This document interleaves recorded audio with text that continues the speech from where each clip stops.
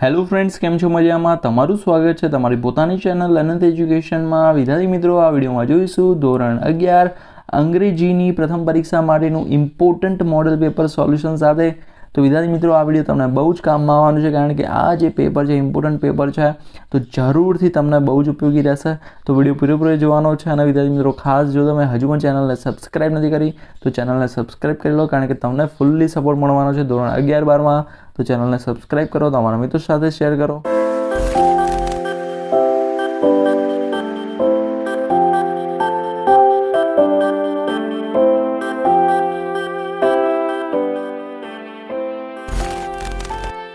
વિદ્યાર્થી મિત્રો, હવે જોઈએ સોલ્યુશન. તો સૌથી પહેલાં છે section A, true or false, ખરા ખોટા છે 2 ગુણના.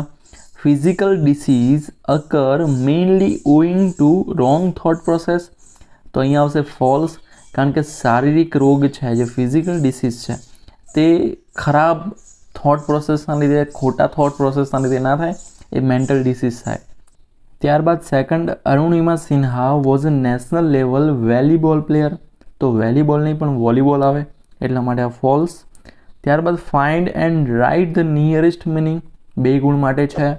નજીકના શબ્દ જે ઓપ્શન આપ્યા છે એમાંથી આપણે લખવાનું છે, બરાબર. તો એબેન્ડન, તો એબેન્ડન એટલે ત્યજી દેવું, છોડી દેવું. તો અહીંયા લીવ એટલે છોડી દેવું થાય, તો અહીંયા જવાબ આવશે લીવ. ત્યારબાદ ફેસિનેટિંગ, ફેસિનેટિંગ એટલે આકર્ષક, તો એટ્રેક્ટિવ એટલે પણ આકર્ષક થાય. બાકી બધાનો કોઈ અર્થ આકર્ષક થતો નથી, માટે ફેસિનેટિંગ.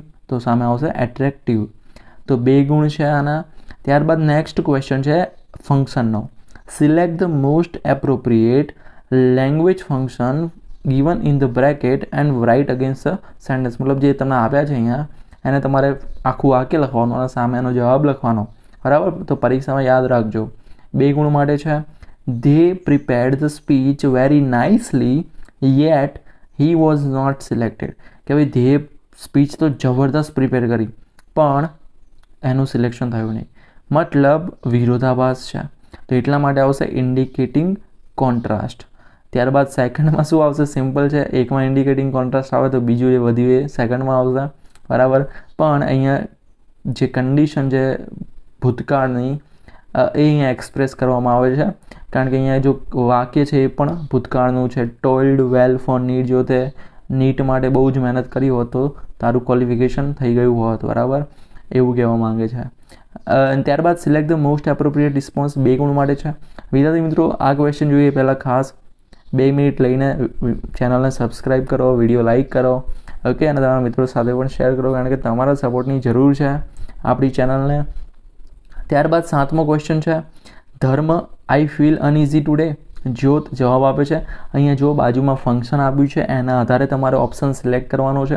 ગિવિંગ સજેશન મતલબ સલાહ આપવાની છે, તો અહીંયા સલાહ આમાં આપવામાં આવે છે you ought to take rest today, એવી તમારે રેસ્ટ લેવો જોઈએ, બરાબર. ત્યારબાદ next Rakesh, why do you praise Virat. તો જવાબ વ્રજ આપશે, પણ શેના આધારે? કમ્પેરિંગ અ પર્સનના આધારે, મતલબ કમ્પેરિંગ કરવાની છે, કમ્પેરિઝન કરવાની છે, સરખામણી કરવાની છે. તો સિમ્પલ છે ભાઈ, અહીંયા ધેનવાળું કોઈ આવે, ફાસ્ટર ધેન, બિગર ધેન, ક્લેવર ધેન, બરાબર, તો એ જ આવશે. તો અહીંયા બી જવાબ આવશે, he plays faster than most other players. તો તમારે ખાસ આ જે ફંક્શન તમને અહીંયા દેખાય છે ને, મતલબ જે expressing condition in the past હોય, કે ભાઈ ઇન્ડિકેટિંગ કોન્ટ્રાસ્ટ હોય, કે પછી ગિવિંગ સજેશન હોય, કમ્પેરિંગ પર્સન હોય, તો એ બધા તમારે તૈયાર કરવાના છે, પરીક્ષામાં હશે. ત્યારબાદ select the most appropriate question two get the underline word phrase as answer. મતલબ જે લીટી કરેલી છે એ જવાબ અને એવો ક્વેશ્ચન, આ જે 4 વિકલ્પો છે એમાંથી આપણે લખવાનો છે, ટીક કરવાનો છે, બરાબર. તો જો અહીંયા તમારે આન્સર જે લખવાના છે ત્યારે ખાલી જસ્ટ 9, પછી જે પણ ABCD જે તમને લાગતો હોય એવી રીતે આન્સર લખી લેવાનો. હવે ખાસ આમાં જુઓ, અફ્યુ નીચે લીટી છે અહીંયા, તો અફ્યુની નીચે લીટી હોય એટલે કે કેટલા લેટર લખ્યા હશે, મતલબ હાઉ મેની, બરાબર. તો અહીંયા હાઉ મેની જ આવશે, okay. How many letters did the lieutenant write to his officer. ત્યારબાદ 10મો ક્વેશ્ચન છે Nehru only visited some of the towns of the lower region of Garhwal, બરાબર. તો અહીંયા ઓફ ધ લોઅર રિજન મતલબ ઓફ ધ લોઅર નીચે અંડરલાઇન છે, તો અહીંયા આવશે બી, ઓકે. ત્યારબાદ નેક્સ્ટ છે section B, read the extract and answer the question 6 ગુણનો છે, ફકરામાંથી ક્વેશ્ચન આન્સર આપવાના છે. તો અહીંયા આ પ્રકારના ક્વેશ્ચનમાં મતલબ તમારે પહેલાં પૂરેપૂરો ફકરો વાંચી લેવાનો, બરાબર, શાંતિથી વાંચી લેવાનો અને પછી તમારે ખાસ ક્વેશ્ચન આન્સર આપવાના.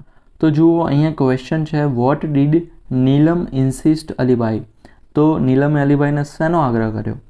તો નીલમે શેનો આગ્રહ કર્યો? તો જુઓ અહીંયા જવાબ તો મેં લખેલો છે ઓલરેડી, નીલમ ઇન્સિસ્ટેડ. હવે જો અહીંયા ડીડ નીકળે એટલે ઇન્સિસ્ટનો ભૂતકાળ થઈ જાય. Neelam insisted Alibhai to stay for 2 days, બરાબર, તો 2 દિવસ માટે રહેવાનો આગ્રહ કર્યો. જો અહીંયા તમે જોઈ શકો છો. ઓકે, ત્યારબાદ why did they all keep awake sitting on Alibhai's bed. તો શા માટે તેઓ જાગતા રહ્યા અલીભાઈના બેડ જોડે બેસીને? તો એનું રીઝન એક જ હતું કે ભાઈ અલીભાઈ છે એ ઇન્ટરેસ્ટિંગ ટ્રાવેલ એક્સપિરિયન્સ કહી રહ્યા હતા. એટલે આનો પરફેક્ટ આન્સર એવી રીતે આવશે, they all kept awake sitting on Alibai's bed listening to his interesting travel experiences. Okay, તો જો અહીંયા ઓલરેડી છે જ, બરાબર, જુઓ અહીંયા. ઓકે, આ લાઇનમાં. ઓકે, તો નેક્સ્ટ છે how is Autofab benefited for manufacturers. તો જો આ જે ફકરો છે એમાંથી આના ક્વેશ્ચન આન્સર આપવાના છે. તો AutoFab is benefited for manufacturers by creating opportunities to satisfy the unique needs of customers. તો જો આ રહ્યું. ઓકે, તો આમાંથી આ ક્વેશ્ચનનો આન્સર લખ્યો. Why is the customer called a co-constructor in AutoFab? The customer called a co-constructor in AutoFab because AutoFab એટલે automated fabrication, બરાબર, કે ભાઈ ઓટોમેટિક ફેબ્રિકેશન થઈ જાય, કામ થઈ જાય, તમે ભણાઈ જશો એ ચેપ્ટરમાં. તો because Autofab inviting the customer into the design, development and production process. તો બરાબર, તો કસ્ટમરને પણ ઇન્વાઇટ કરે છે કે ભાઈ તમે પણ તમારા આઈડિયા આપો, બરાબર, એટલે નવી એક ટાઈપની પ્રોડક્ટ ઉત્પન્ન થઈ શકે, અનએક્સપેક્ટેડ ન્યૂ પ્રોડક્ટ ઉત્પન્ન થાય. તો બરાબર, તો એના માટે શા માટે? તો આ આન્સર આવશે એટલા માટે જ કસ્ટમરને કો કન્સ્ટ્રક્ટર કહેવાય છે ઓટોફેબમાં. ત્યારબાદ નેક્સ્ટ ફકરો છે, which crops did foreigners want to cultivate. તો કયા પ્રકારના ક્રોપ એટલે પાક જે ઉગાડવા માંગતા હતા, ખેતી કરવા માંગતા હતા, તો કહેવાય પોટેટોસ. તો ફોરેનર, જો ડીડ નીકળી ગયું એટલે વોન્ટેડ થઈ ગયું. Foreigners wanted to cultivate new food crops like potatoes. What was the purpose of non cooperation movement. તો the purpose of non cooperation movement was to obtain justice in opposition to the oppressive forest laws. Okay, ત્યારબાદ next છે, read the following passage and answer the questions given below it. તો ફકરો છે એમાંથી આપણે answer આપવાના છે, જે supplementary reader છે એમાંથી જ છે, બરાબર. તો અહીંયા આમાં પણ એવી રીતે તમારે પૂરેપૂરો પેરેગ્રાફ એક વખત વાંચી લેવાનો છે, તમારી જોડે ટાઈમ હશે, ડોન્ટ વરી, બરાબર, અને પછી આન્સર આપવાના. તો for which event of Olympic did the narrator train himself. તો અહીંયા જવાબ આવશે Olympic games, summer Olympic games.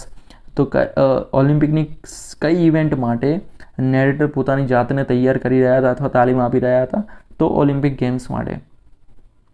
ત્યારબાદ 18મો ક્વેશ્ચન છે, why was the narrator startled. મતલબ સરપ્રાઇઝ કેમ થઈ ગયા, આશ્ચર્યચકિત કેમ થઈ ગયા? તો narrator startled to see a tall boy hitting the pit, मतलब jumping at almost 26 feet on his practice slips. मतलब પ્રેક્ટિસનું જે હોય ઓલિમ્પિકમાં એ સમયે આ જે બોય છે એક, એણે 26 ફૂટ ઊંચો કૂદકો માર્યો, બરાબર, જમ્પ કર્યો. તો એટલા માટે જ આ જે છે નેરેટર, મતલબ જે લખવાવાળા જે વ્યક્તિ છે એ આશ્ચર્યચકિત થઈ ગયા. વોટ ડીડ ધ નેરેટર વિશ. તો narrator વિશ્ડ to take home 1 or 2 of gold medals. Okay, ત્યારબાદ section C, write the following passage and write it summary. Suggest a suitable title two it. તો જો ટાઇટલ તમારે આપવાનું છે, મેં અહીંયા તમને સ્ટાર્ટિંગ કરીને આપી દીધું, આવી રીતે સમરી લખી શકો તમે, બરાબર, બાકી તમારે લખવી પડશે આગળ. તો જો અહીંયા જે છે પૂરેપૂરું સમરીમાં મેઇન તમારે શું ધ્યાનમાં આપવાનું કે જે મેઇન આઈડિયાઝ છે, જે મેઇન જે ટોપિક છે એ આમાંથી જવું જોઈએ નહીં, બરાબર. જેમ કે જો the animal of the forest arranged a dance party and everybody was waiting for that moment and all the animal had new dress but the flamingos which at that time were all white didn't have anything to wear.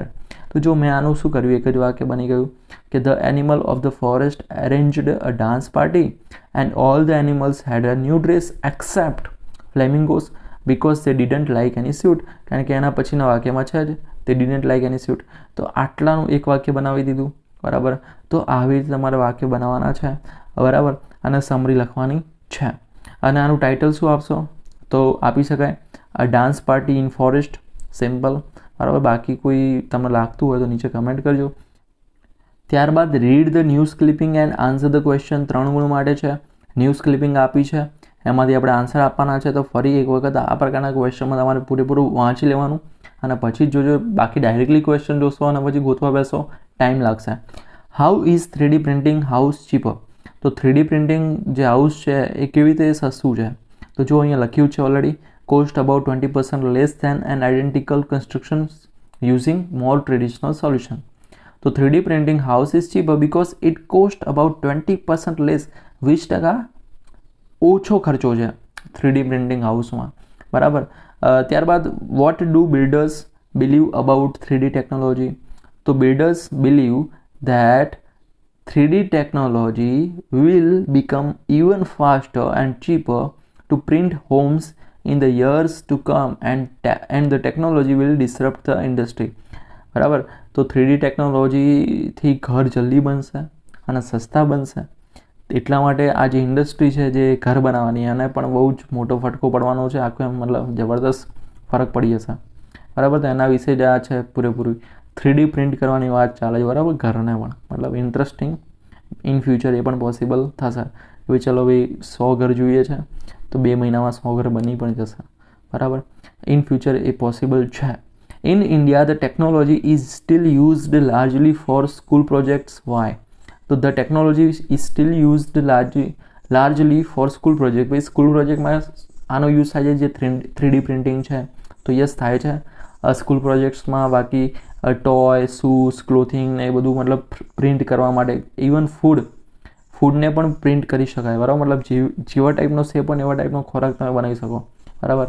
તો એ 3D printing છે. તમે વિચારો in future ધારો કે cake પણ એનાથી બને 3D પ્રિન્ટિંગથી, તો તમારા ફેસની કમ્પ્લીટ ડિટો મતલબ same to same 3D print કરી શકાશે. ઓકે. તો the technology is still used largely for school projects which means જે ફંડિંગ છે is hard to come by. કે ફંડિંગ નથી મળતું બહુ, એટલા માટે સ્ટીલ સ્કૂલ લેવલે જ હજુ યુઝ થાય છે, સ્કૂલ પ્રોજેક્ટમાં જ યુઝ થાય છે, બરાબર. અહીંયા એ લાઇન છે જ. ઓકે, આ લાઇન. ઓકે, નેક્સ્ટ છે question read the stanza and answer the question. 2 ગુણ માટે છે. તો આ છે પંક્તિઓ, એના ઉપરથી આપણે જવાબ લખવાના છે. When did the poet seek the shade of tree? તો ધ પોએટ સીકનું થઈ જશે ભૂતકાળ, sought the shade of tree when he was an ideal boy, બરાબર. તો જે છાંયડો છે એ ક્યારે ખાતા હતા જે કવિ છે તે? તો જ્યારે તે નાના હતા ત્યારે. રાઇટ આઈડલ બોય પાછા એટલે કે નવરા હતા, બરાબર. Write 2 rhyming pairs from the stanza. તો અહીંયા આવશે boy and joy, said and played. એ તો થોડું આવી જાય, એ પણ આવી શકે. બાકી hand, stand, here, tear. Okay. ત્યારબાદ છે ડુ એસ ડાયરેક્ટેડ. 2 ગુણ માટે. Rima was a smart girl. She solved even tough problems related to science and maths. She was doing mental exercise when I met her. તો જો અહીંયા Rima is, અહીંયા was છે, અહીંયા ઇઝ છે, અહીંયા સાદો ભૂતકાળ છે, અહીંયા વર્તમાન કાળ છે. તો સિમ્પલ વોઝની જગ્યાએ ઇઝ આવી ગયું. સી સોલ્વડ, તો સીની જોડે સોલ્વ્સ આવશે, એસ વાળું આવશે. ત્યારબાદ related. Okay, she was doing, તો અહીંયા ચાલુ વર્તમાન કાળ આવી જશે, ચાલુ ભૂતકાળ છે. તો શું આવશે? She is doing. Okay, simple when I matter. Okay, બાકી બધું બરાબર છે. અહીંયા મેટ છે એની જગ્યાએ મીટ થઈ જશે. ઓકે, તો કેટલો ચેન્જ કર્યો તમને બતાડું. આ જો ઇઝ, આટલો, અને આ, અને આ. ઓકે.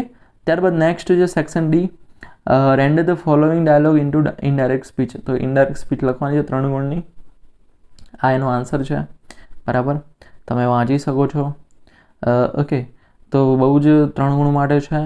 તો આઈ થિંક ગ્રામરમાં તમારે લાસ્ટ ટોપિક કરવો જોઈએ, બરાબર. કારણ કે આ બહુ ટાઈમ કન્ઝ્યુમિંગ છે, આ જે ઇનડાયરેક્ટ સ્પીચનો જે ટોપિક છે. ઇન ફ્યુચર મે બી આપણે વિડીયો બનાવીશું જરૂરથી. ત્યારબાદ complete the sentence using the function given in the brackets. તો જે બ્રેકેટમાં ફંક્શન આપે છે એના આધારે આપણે વાક્ય પૂરા કરવાના છે. ફરી ફંક્શનનો ટોપિક આવ્યો. તો Junagadh is comparing the city. Simple છે. Junagadh is bigger than Anand. બરાબર, કેટલું easy. Go deep in your subject. Expressing condition. તો ભાઈ તમારા વિષયમાં ઊંડા જાઓ તો શું આવશે? Go deep in your subject if you want to get good marks. જો તમારે સારા માર્ક્સ જોઈતા હોય તો તમારા વિષયમાં ઊંડા જાઓ, વધારે મહેનત કરો. ઇન્ડિકેટિંગ કોન્ટ્રાસ્ટ એટલે વિરોધાભાસ બતાવવાનો છે. The novel is interesting. Novel બહુ જ રસપ્રદ છે પણ હું નહીં વાંચું. But I will not read that. બરાબર, બહુ ઇન્ટરેસ્ટિંગ છે તો વાંચવી જોઈએ પણ નહીં વાંચે, એટલે આ વિરોધાભાસ બતાવે છે. ત્યારબાદ rewrite the paragraph correcting the errors. તો અહીંયા સમની જગ્યાએ આવશે એની, જસ્ટિસની જગ્યાએ આવશે ઇનજસ્ટિસ. તો આ વાંચી લેજો. ઓકે, મતલબ લખી લે, મતલબ તમે તૈયાર કરતી વખતે આ ખાસ અહીંયા ખાસ એક વસ્તુનું ધ્યાન રાખજો કે ભાઈ આ રીરાઇટ કરવાનું છે, એટલે ડાયરેક્ટ આન્સર નથી લખવાનો. બરાબર, ફરી ફકરો લખવાનો છે. ત્યારબાદ section E, study the following table and write in about 80 words. 80 શબ્દમાં લખવાનું છે આના વિશે. 3 ગુણ માટે તો મેં અહીંયા તમારા માટે 2-3 વાક્યો લખેલા છે ઓલરેડી. તો પહેલું તો વાક્ય એ જ હોવું જોઈએ, કોઈ પણ ચાર્ટ હોય, ગ્રાફ હોય કે ટેબલ હોય. This is the table of teaching staff, અહીંયા લખ્યું છે, of VM Khatri arts and commerce college. તો there are total staff of 300 in college. અહીંયા લખ્યો છે ટોટલ સ્ટાફ, તો 300 in college. There are 248 male in teaching staff. There are 52 female in teaching staff. તો આવી રીતે તમે લખી શકો. બીજું આગળનું તમારે જાતે લખવાનું છે. ઓકે, 80 શબ્દોમાં લખવાનું છે. હજુ 4-5 વાક્યો લખવાના રહેશે. ત્યારબાદ પેરેગ્રાફ છે. Write a paragraph in about 150 words using the keywords. તો અહીંયા પહેલો છે paragraph, each one tree one. 5 ગુણ માટે છે. તો આ છે એસે પેરેગ્રાફ. બરાબર, તો મતલબ જોઈ લેજો, વાંચી લેજો, સ્ક્રીનશોટ પાડો તો પાડી લેજો. બરાબર. ત્યારબાદ ઓરમાં છે હેલ્થ ધ પ્રીસિયસ વેલ્થ. એ પણ તમે લખી શકો. ત્યારબાદ 34, મતલબ question number 34, last question. Report લખવાનો છે. Celebration of international yoga day in your school. તો આ રીતે તમારે રિપોર્ટ લખવાનો રહેશે. તો વિદ્યાર્થી મિત્રો, આઈ એમ શ્યોર કે તમને આ સોલ્યુશન બહુ જ ઉપયોગી થયું હશે. બરાબર. અને વિદ્યાર્થી મિત્રો, ખાસ એકવાર જરૂરથી નિબંધ અને રિપોર્ટો વાંચીને જજો. બાકી બધું ફંક્શન પણ જોઈ લેજો. અને વિદ્યાર્થી મિત્રો, ખાસ જો તમે હજુ પણ ચેનલને સબસ્ક્રાઈબ નથી કરી તો ચેનલને સબસ્ક્રાઈબ કરો, તમારા મિત્રો સાથે શેર કરો. અને જો આ વિડીયો હેલ્પફુલ થયો છે તો વિડીયો લાઈક કરો. ફરી મળીએ નેક્સ્ટ વિડીયોમાં. ત્યાં સુધી good bye, take care, all the best.